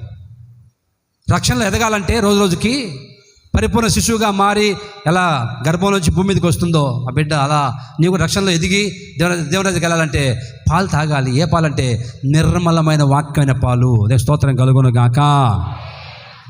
పగలేమో స్కూల్లో మాస్టరు, రాత్రి అయ్యేసరికి పాస్టరు. పగలేమో స్కూల్లో లెక్కల మాస్టరు, రాత్రి అయ్యేసరికి డ్రమ్ము కొట్టి నేను పాస్టర్ని రండి కూర్చోండి వాక్యం చెబుతుంటాడు. అక్కడికి వెళ్ళామంటే వాడు చెప్తాడు, సంగమా యశంగారు చెప్పారు, యశంగ గారు, సంగమా 5 రొట్టెలు 2 చేపలు 5,000 మంది తిన్నారు. 5,000 మంది ఎలా తిన్నారు తెలుసా మీకు? మాకు తెలియదు అయ్యా పాస్టర్ గారు. ఒక్కొక్క రొట్టె ఇల్లంత ఉంది సంగమా, ఇల్లంతా ఒక రొట్టె అని చెప్తున్నాడు వాక్యం. ఒక్కొక్క రొట్టె ఇల్లంత ఉందంట, ఇల్లంతా. అవునా? అందుకేలే, లేకపోతే అంతమంది ఎలా సరిపోతుంది? ఈ తెలివి తక్కువ వాళ్ళు కొంతమంది. ఇల్లంత ఉంటుంది. అక్కడ ముసలి ఉంది, పిడుగురాల ముసలి, మామూలు ముసలి కాదు, పిడుగురాలు బాగా బైబిల్ చదివి నవిలి మింగేసింది. ఆలోచిస్తుంది, ఒక్కొక్క రొట్టె ఇల్లంత ఉందా? మా ఇంట్లో చిన్న పొయ్యి మీద ఎంత పెనం మీద రొట్టె చేస్తామే, ఇల్లంతా రొట్టె చేయాలంటే ఎంత పెనం కావాలి, ఎంత పొయ్యి కావాలి ఆలోచించింది. ఆగో, ఏం చెప్తున్నావు? ఇల్లంత రొట్టె ఎట్లా ఉంటుంది? ఒరే ఈ ముసలిది కనిపెట్టేసిందే అని. అది కాదమ్మా, ఇల్లంతా లేకపోయినా ఒక్కొక్క రొట్టె బండికాన్ సైజు ఉంటుందమ్మా. బండికాన్ సైజు 5,000 మంది తిన్నారంటే రొట్టె బండికాన్ సైజు ఉండాలమ్మా. ఆమె ఉంటుంది, ఆగో ఎట్లుంటుంది బండికాన్ సైజు? ఆమె ఒప్పుకోవట్లా. చివరికి ఏమంటాడు, నేను లెక్కలేసానమ్మా, లెక్కల మాస్టర్, నేను పగల స్కూల్లో లెక్కల మాస్టర్ని. ఒక్కొక్కరికి 1/4 కేజీ కావాలంటే 1/4 కేజీ ఇంటూ 5,000, కనీసం 1/4 కేజీ పెట్టినా ఒక్కొక్కరికి ఒక్కొక్క రొట్టె బండికాన్ సైజు ఉండాలా అంటాడు. ఆమె ఒప్పుకోదు. ఇట్ట చోటుకి వెళ్ళారంటే, మీరు ఇట్ట చోటుకి వెళ్ళి వాక్యం వినారంటే పోతారంతే. సమర్పించుకున్న సేవకుల దగ్గరికి వెళ్ళి వస్తే అక్కడ నిర్మలమైన వాక్యమైన పాలు దొరుకుతాయి, రక్షణలో ఎదుగుతావు. పగలు స్కూల్లో మాస్టర్, రాత్రి పాస్టర్ అయితే సంపాదన కోసం జీతం సరిపోక రాత్రి పాస్టర్ అని దేవుడు పిలిచాడని చెప్పేసి కొంతమంది అవతారం ఎత్తి, పాస్టర్ అవతారం ఎత్తి వెళ్తారు. అటువంటి వాళ్ళ దగ్గరికి వెళ్ళకూడదు, గుర్తించాలా. వీళ్ళు అపోస్తలులా కాదా, వీళ్ళు అపోస్తలులా కాదు, వీళ్ళ దగ్గర స్వచ్ఛమైన వాక్యం ఉందా, ఉన్నది చెప్తున్నారా లేక మాయ చేస్తున్నారా గమనించాలా.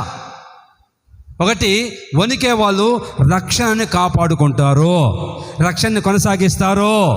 ఒకళ్ళు ఇప్పటికే నీ రక్షణ పొంది నువ్వు డ్యామేజ్ అయిపోయావేమో, ఏదైనా డ్యామేజ్ అయిపోయి రక్షణలో ఫెయిల్ అయిపోతున్నామో, ఈరోజు పరీక్షించుకొని మళ్ళీ సరి చేసుకొని మళ్ళీ దేవుని దగ్గర పాదాలు పట్టుకొని, ప్రభువా రక్షణ పొందాను, ఇలా మాట్లాడాను, ఇలా పొరపాటు చేశాను, క్షమించు ప్రభు అని వణికితే నా ప్రభు నిన్ను పరిపూర్ణమైన ఆయన రాజ్యానికి సిద్ధపరిచి నడిపించును గాక.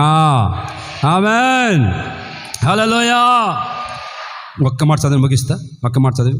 ఎఫెసీ పత్రిక 6వ అధ్యాయము 5వ వచనం. ఎఫెసీ పత్రిక 6:5 చదువుతా అలగిద్దాం. దాసులారా, యథార్థమైన హృదయము గలవారై భయముతోనూ వణకుతోనూ క్రీస్తునకు వలె శరీర విషయమై మీ యజమానులైన వారికి విధేయులై ఉండండి. ఒకసారి బిగ్గరలో చెప్తామా? ఓకే, నేను స్తోత్రం కలుగును గాక. ఇక్కడ వాక్యం ఏమని తెలుసండి? యథార్థ హృదయారా భయముతోనూ వణుకుతోనూ క్రీస్తునకు వలె శరీర విషయంలో మీ యజమానుల వారికి, అది వణికే వాళ్ళు ఎలా ఉంటారంటే, రెండవదిగా విధేయత కలిగి ఉంటారు. ఎవరికి? యజమానులకి. అక్కలారా, మా తల్లులారా, సహోదరులారా, వణికే వాళ్ళు ఎలా ఉంటారంటే యజమానులకి, చెప్పండి అమ్మ, యజమానులకి ఎలా ఉంటారు? విధేయత కలిగి ఉంటారు. దేవుని స్తోత్రం కలుగును గాక. వణికే వ్యక్తివైతే నీవు, భర్త తల, భర్త అంటే ఎవరు తెలుసండి? శరీరానికి తల, భార్య అంటే శరీరం, బాడీ. ఈ తలలో పుట్టే ప్రతి ఆలోచన ఈ శరీరం చేస్తూ ఉంటుంది. అలాగే నీకు నీ భర్త శిరస్సు, నీవు శరీరం. అంటే వణికే వ్యక్తివైతే నీవు భర్త మాటకు లోబడి విధేయత కలిగి ఉండు గాక. విధేయత కలిగి ఉంటామనే వాళ్ళందరూ అల్లు చెప్తారా? సరే చూద్దాం. స్తోత్రం కలుగును గాక. విన్నారండి? ఒక ఆమె గొడవ పెట్టుకుంది భర్తతో. గొడవ పెట్టుకొని చివరికి వాడు అబ్బాయి అలిగి పుట్టింటికి వెళ్ళిపోయాడు. చూసారా ఎంత విడ్డూరమో? ఎక్కడైనా ఆడవాళ్ళు అలిగి వెళ్తారు పుట్టింటికి. వాడు అలిగి పుట్టింటికి వెళ్ళిపోయాడు.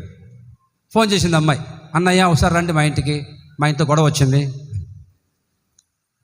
ఆ అబ్బాయిని అడిగాడు పాస్టర్ గారు, ఏంటి తమ్ముడు ఎందుకు వెళ్ళిపోయావు, ఎందుకు గొడవ వచ్చిందంటే, అన్నయ్య ఇసుకిస్తుంది అన్నయ్య, మనిషి మామూలుది కాదు, చర్చికి వెళ్తుంది కానీ పెద్ద ముసుగు వస్తుంది కానీ విసిగిస్తుంది అన్నయ్య ఈ అమ్మాయి.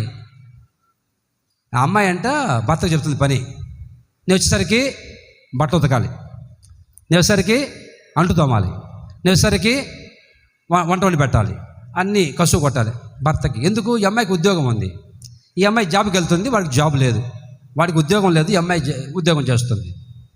వాడు ఆలోచించాడు, నిజమే కదా, నా భార్యకు ఉద్యోగం ఉంది, నాకు ఉద్యోగం లేదు కదా, సరే జాబ్కి వెళ్తుంది కదా అని చెప్పేసి వీడు ఉన్నారండి రోజు పొద్దున్న లేచి అంట్లు తోమి. బ్రదర్స్ ఉన్నారు కొంతమంది బాబాలు ఏంటి, భార్య బాధితులు ఉన్నారు కొంతమంది, భార్య బాధితులు ఉంటారు కొంతమంది. పొద్దున్న లేచి అంట్లు తోమి వాడు ఏమండి కసువు ఊడ్చి, ఏమంటే నీళ్ళు తెచ్చిపెట్టి, బట్టలు ఉతికి, అన్నం వండి పెట్టి, భార్యకి భర్త అంత చేస్తున్నా కానీ ఈ మనిషి మామూలుది కాదు. సాయంత్రం సరికి ఏది కసువు ఉందే, కసువు తెలియదు ఎంతవరకు అని విసుక్కుంటుంటే వాడు కోపం వచ్చేసి చే అని చెప్పి అలిగి పుట్టింటికి వెళ్ళిపోయాడు. అర్థమవుతుందమ్మా? గొడవ వచ్చింది, పాస్టర్ గారిని పిలిపించారు. ఏంటమ్మా ఎందుకు ఎలా చేసావంటే, అన్నయ్య ఒక మాట చెప్తే వింటావా? చెప్పమ్మా. 50,000 రూపాయలు పెట్టి ఏసీ కొన్నాను, అది పని చేయకపోతే బాధ ఉంటుందా ఉండదా అనింది. అవునమ్మా, 50,000 పెట్టి కొన్నావు కదా ఏసీ, పని చేయకపోతే బాధ ఉంటుందమ్మా. 35,000 పెట్టి వాషింగ్ మిషన్ కొన్నాను, వాషింగ్ మిషను పని చేయకపోతే బాధ ఉంటుందా ఉండదా? ఉంటుందమ్మా. 10,000 పెట్టి మిక్సీ కొన్నాను, మిక్సీ కొన్నాను 10,000 పెట్టి, అది పని చేయకపోతే బాధ ఉంటుందా ఉండదా?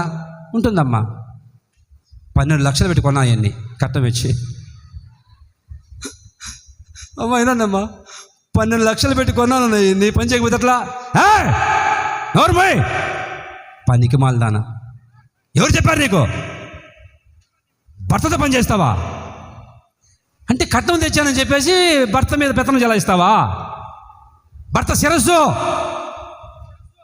భర్త తాగుపోతాయినా, తిరిగిపోతాయినా, నరహంతకుడైనా, పనికి మళ్ళెక్కైనా భర్త మాట లోపడాలి. నువ్వు వనికే వ్యక్తివైతే నేను ఉన్నారు ఇక్కడ కొంతమంది ఉంటారు, ఇప్పటికే అర్థమైపోతుంది వాళ్ళకి ఎంత మాత్రం లోపడుతున్నావు నీ భర్తకి. తాగుబోతాను లెక్క చేయకుండా మాట్లాడి, తాగుబోతాడప్పా అని చెప్పేసి లెక్కలుగా మాట్లాడి. మగవాళ్ళు చూడు ఎంత హ్యాపీగా ఉన్నారు, అబ్బా మాకు పాస్టర్ గారు మాకు చెప్తున్నారు వాక్యం. దేవుని స్తోత్రం కలుగును గాక. పో మీకే ఈరోజు సపోర్ట్ ఉంది, మీకే పో. ఈసారి వచ్చినప్పుడు మీకు చెప్తా. నండి భర్త శిరసమ్మా, నీకు లోబడే విధేయత కలిగి ఉండాలా. ఎలాంటి వాడైనా నీ ప్రవర్తన బట్టి భర్తను మార్చుకోవచ్చు అని బైబిల్లో ఉంది. నీ ప్రవర్తన బట్టి నీ భర్త మారిపోతాడు. ఎంతోమంది మారిపోయారు. విన్నారండి? విధేయత కలిగి ఉండాలా. శిరస్సుకి కట్నం తెచ్చానని చెప్పి నాకు జ్ఞానం ఉంది, నాకు టాలెంట్ ఉంది, నేను పెద్ద ఆట సింగర్ని, అబ్బో నాకు తెలియదు ఏమీ లేదు అని భర్తను లెక్కలు ప్రవర్తించకూడదు. తెల్లారా మీ కుటుంబాలు క్షేమంగా ఉండాలనుకుంటే, నా దేవుని దృష్టి మీ మీదకి రావాలనుకుంటే వణుకుతూ ఉందురుగాక. ఆమేన్. వణుకే వ్యక్తివైతే నీ భర్తకు విధేయత కలిగి ఉండాలా, లోబడి ఉండాలా. శారమ్మ అంటుంది, శారమ్మ నా యజమానుడా భర్తని. అంటే భర్త యజమాని, ఈమెవరు? యజమాని ఏం చెప్తే తినాలా ఇంట్లో వాళ్ళు. ఆ ఇంట్లో యజమానుడు ఏం చెప్తాడో ఆ ఇంట్లో పనిచేసే వాళ్ళందరూ మాటకు లోబడిపోతారు. మరి నీ ఇంట్లో నీ యజమాని, నీ భర్త యజమానుడు అయినప్పుడు నువ్వు వణికే వ్యక్తివైతే భర్త మాటకు లోబడి నడుచుకోవాలా. ఎలాంటి వాడైనా సరే నీ ప్రవర్తన బట్టి మార్చుకోవాలి నీ భర్తని. దేవునికి స్తోత్రం కలుగును గాక. కొరింథీ సంఘంలో ఇలా గొడవ వచ్చింది, పెద్ద గొడవ. ఆడవాళ్ళంతా వచ్చి, ఆడవాళ్ళు పాస్టర్ గారి దగ్గర పౌలు గారు వచ్చి, పౌలు గారు, పాస్టర్ గారు మేమేం తక్కువ అండి, మేము ఎంత తక్కువ అని ఓవర్ చేస్తుంటే పాస్టర్ గారు చెప్పాడు, నోరు మూసుకుని మర్యాద కొనండి. మొట్టమొదటిగా దేవుడు సృష్టించింది ఆదాముని. మగవాడిని సృష్టించాడు, మగ మనిషిని, ఆడవాడిని సృష్టించాల. సర్వలోకానికి శాపం తెచ్చింది, చెప్పండి, సర్వలోకానికి శాపం నువ్వేనమ్మా. అవ్వ తెచ్చింది శాపం లోకానికి, చిన్నతన పండు తిని ఆదాంగా తెచ్చింది. కనుక విధేయత కలిగి మౌనం వెళ్ళిపోండి మీరు. శిరస్సు లేకపోతే, ఈ తల లేదనుకో, తల లేకుండా వెళ్ళామనుకో, ఈ మండం ఇంతవరకు వెళ్ళింది అనుకో ఊళ్ళో, ఎట్లుంటుంది పరిస్థితి? ఈ తల అండి నీకు భర్త అండి, నీ శిరస్సు. తల లేకుండా వెళ్ళామనుకో ఊపుకుంటా ఊర్లోకి, అమ్మా ఎట్లుంటుంది నీ పరిస్థితి? నీ భర్త నీకు శిరస్సు లాంటి వాడు. అందుకే విధేయత కలిగి ఉన్నాడు. వణికే వ్యక్తివైతే వణికే వారిలో ఏమంటే సొంత రక్షణ కొనసాగిస్తారు. రెండవదిగా వణికే వాళ్ళు యజమానుడికి విధేయత కలిగి లోబడి ఉంటారు. స్తోత్రం కలుగును గాక. అదే సమయంలో నీ భర్త మీకు యజమాని, నీ ఇంట్లో ఇక్కడికి వస్తే మీ సేవకుడు మీకు యజమానుడు. స్తోత్రం కలుగును గాక. ఇంట్లో నీ భర్తకు లోబడి ఉండాలి. ఇక్కడికి వచ్చిన వాళ్ళందరూ విశ్వాసులు సేవకుల మాటకు లోబడి ఉందురుగాక. చదువు హెబ్రీ పత్రిక, ఒక మాట ముగిస్తున్నా. హెబ్రీ పత్రిక 13-17 చూడండి. హెబ్రీ పత్రిక 13వ అధ్యాయం 17వ వచనంలో మీ పైనే అదిగో మీ పైన నాయకులు అంటే సేవకులు, మీ పైన నాయకులుగా ఉన్నవారు లెక్క ఒప్పచెప్పవలసిన వారై ఉండగా మీ ఆత్మలు కాస్తూ ఉన్నారు. ఆ సేవకులు దుఃఖముతో పని చేయకూడదు, మీకు ఎందుకు పనికిరాదు. కనుక సేవకుల్ని మీరు అంటారండి మాటకు లోపల నడుచుకోవాలా. కొన్ని సంఘాల్లోకి వెళ్తే ఏమండి అక్కడ సేవకులు ఎవరు విశ్వాసం అర్థం కాదు, ఏకలోకంగా ఉంటుంది ఆ సంఘాల్లోకి వెళ్తే. ఆ సంఘాలకు వెళ్తే సేవకులు అంటారండి, సేవకుల్ని మాయో బాయో వరుసలు పెట్టి పిలుచుకుంటా, వరుసలతో మాయో బాబాయ్ సేవకుల్ని. ఆ సంఘంలోకి వెళ్తే ఆ పాస్టర్ మీద భుజమి చేసుకుని విశ్వాసి. అసలు సేవకుడు ఎవరు, విశ్వాసం ఎవరు అర్థం కాదు. ఇక్కడ అభిషేకించబడిన దైవ సేవకులు, మీ పైన నాయకులు దుఃఖంతో ఆ పని చేయకూడదు. నిష్ప్రయోజనం, మీకు ఎందుకు పనికిరాదు. కనుక మీరు తెలుసండి, చాలే ఇంట్లో యజమాని నీ భర్త లోబడి ఉండాలి.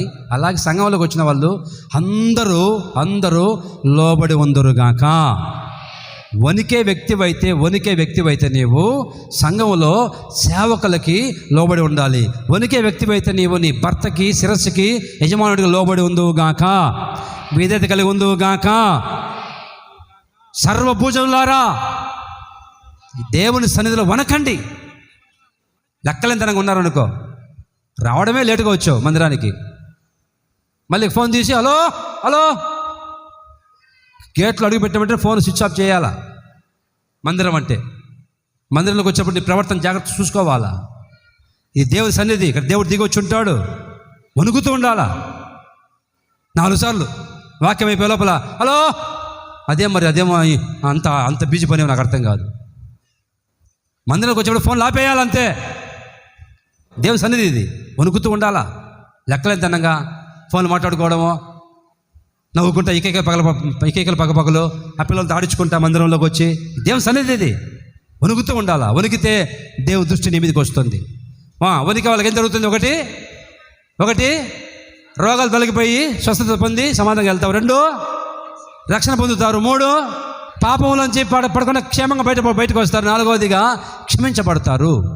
వణికే వాళ్ళు ఎలా ఉంటారంటే సొంత రక్షణను కాపాడుకుంటారు, కొనసాగిస్తారు. వణికే వాళ్ళు విధేయత కలిగి ఉంటారు, సేవకుల మాటకి, భర్త మాటకి. నా ప్రభువు ఆ వణికే వాళ్ళందరి మీదకి ఈరోజు నా దేవుని దృష్టి నిలుపును గాక. మీ అందరికీ వణికేటట్లుగా ప్రభు చేయును గాక. ఈ రోజు నుంచి మీ అందరి మీదకి నా దేవుని దృష్టి వచ్చును గాక. లేచిన పడదాం.